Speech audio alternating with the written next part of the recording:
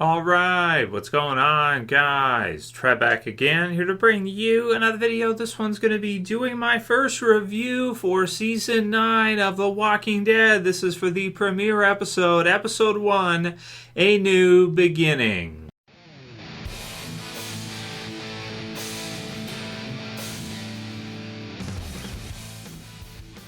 Alright, and spoiler warning, if you guys have not seen the premiere for The Walking Dead Season 9 yet, I got my Whisperer mask on here. Even though we don't get to see any Whisperers yet in the season premiere, whether or not they were responsible for taking out the bridge there, or maybe a couple of them, we're not sure. The group right now thinks it was a group of walkers or herd of walkers, but as we know, the Whisperers can kind of lead walkers around in groups because they're camouflaged and everything. They can, in the new intro, you got, like some people pointed out, you've got a whole bunch of walkers there, but some of them are like lit up like red. So, you could have them kind of leading the groups around of walkers to do certain tasks, such as take out bridges and things like that, if they want to. So we'll see if they're actually responsible for that. That's one of the fan theories going into this season. But I decided I'd wear it for this, for the review for the first episode, because it's a Whisperer season. But right now, of course, we're kind of dealing with the aftermath of All at War, which ended, of course, last season, and getting to see this episode through. It's like the groups are all kind of, they're sort of working together, but not really. It looks like the Sanctuary isn't really that useful in terms of a community by itself, in terms of what it can produce, versus the Hilltop, which is, a farming community. You're always going to need food. You're always going to need your farmers, right? Alexandria as well, too, definitely contributing, but the Sanctuary with the Saviors probably not really contributing all that much to the others. And Maggie, at the end of this episode, basically saying that no more, free help. They can do all the work. We, of course, produce all the food, and everybody needs food. So, yeah. Certainly, I'd have to say the most exciting parts of the episode have to be near the end when we get to see, Gregory, spoiler warning, Gregory makes an attempt on Maggie in this episode. So, we see the group go on their run, and they go to this museum near the Capitol there. And we get to see some cool scenes as we go through there. We've seen some of them in the trailer. Rick ride up on the horseback and smash the one walker, and then Michonne come through and cut the other walker's head off as they're on horseback. And they go on their run all the way through, which we've seen in the trailers many times. And they lose a character named Ken, who's a new character who, is kind of like a younger kid who, it sounds like, tends the horses and is not really that practiced out in the field. So he's not really that good at killing zombies or dealing with zombies. He doesn't have that level of awareness, of where they are, how fast they can move, whether or not he has clearance, whether or not he has enough timing. And he's worried that one of the walkers is going to get one of his horses, probably one of the horses. So he goes in and accidentally is bitten, and then shortly afterwards dies. So the ramifications of such, his parents, Tammy and Earl, these are all basically new characters in The Walking Dead. But of course, they've been in the comic book series. This is a very comic book series moment here that we get to see in this episode. Near the end of the episode, where Maggie, after having an attempt made on her life twice here, so one, she gets attacked by Earl, who's been talked into it by Gregory, and then Gregory himself actually just straight up attacks her and fails brutally after he makes another attempt on her life. So Gregory's done quite a bit, and he certainly deserves it. So in this episode, we get to see Maggie become a bit more of a badass leader and decide to hang him in front of everybody. I did really love the scene, because at the same time Xander, was playing Gregory, he's basically like screaming, and telling her not to do this and madness and all this stuff, right? Don't do this, right? And then she does it anyway, and he hangs. But then there's some kids who accidentally somehow let they let Carl out of the house, or let other kids out of their, at their place. And they come up and they watch. They get to see a hanging. Oh, that's so nice, right? You get to see a hanging. So it's pretty cool, though, because it's basically Maggie has had it, right? Maggie's had it. She's basically at a point right now where she's lost Glenn. Gregory is running games. He's talking about people defacing Glenn's grave, and it's a trap. You've got baby Herschel there, who's Herschel, rest in peace, Scott Wilson, right? And I love that they added to the end of the episode that as well, too. If you guys didn't know, really super sad news. For real now, not joking, no kidding around here, right?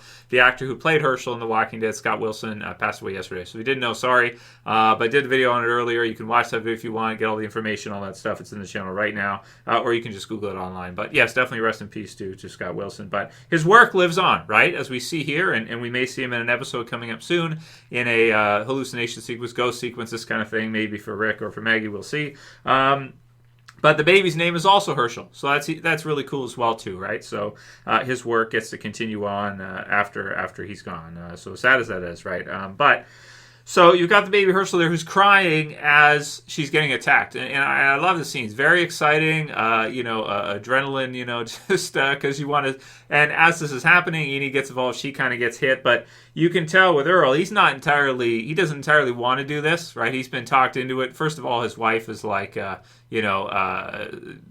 very upset at Maggie, very upset after what's happened to her son, which is totally natural. And he doesn't entirely want to do this, and you can kind of tell, because when they're fighting and everything, he's not able to fully kind of do it. He's kind of part way there, and it doesn't work, and then you get the others involved, and he gets stopped. Then Maggie approaches Gregory, and then Gregory tries one last attempt here on her life when no one else is around. But Gregory's a wimp, and Maggie's pretty tough, so she's able to stop him, and then make an example of him at the end.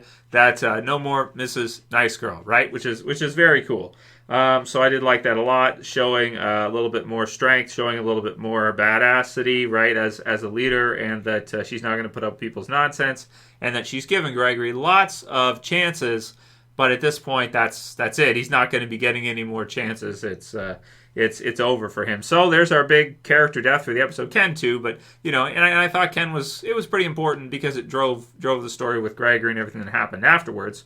But it was a pretty brutal scene at the end when they've got the hang and everything like that. Especially the fact that Michonne kind of loses it, and it's not like a quiet one. It's sort of like everybody's kind of in disarray as it's happening, which added to kind of the shock value of it, and added to how kind of crazy it was to kind of see that scene at the end. So one of the best scenes for Maggie in quite a while. Of course, it's been a couple seasons now since Glenn was killed off, and you've got the baby there too, which was beautiful to see as you see her with him, and then you see Rick with him, and he looks a little bit like Glenn, which is cool, right? So I like that too. I think a good choice for the baby because he looks the part. He fits, which is really cool.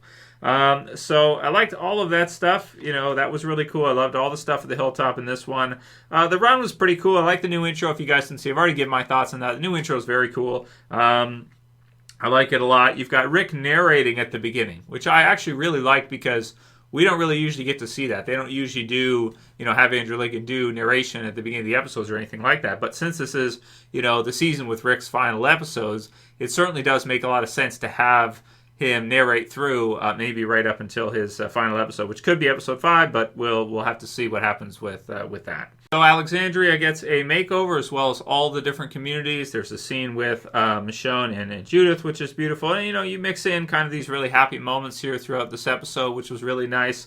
Because a lot of times with Walking Dead, it's all doom and gloom. It's all stuff like we got to see at the end. And there's not too many happy moments or too many happy parts as you go throughout. But, it certainly did appreciate and like those scenes all the way through. And we got to see scenes with Judith or Herschel or Carol and Daryl or, all the different characters and their relationships. It's always something that stands out, I think, when you watch Angela Kang's episodes, that you get to see that more than a lot of the other episodes. So we got the Scarecrow, which they kind of put up, and Daryl's like, "What the hell are you doing?"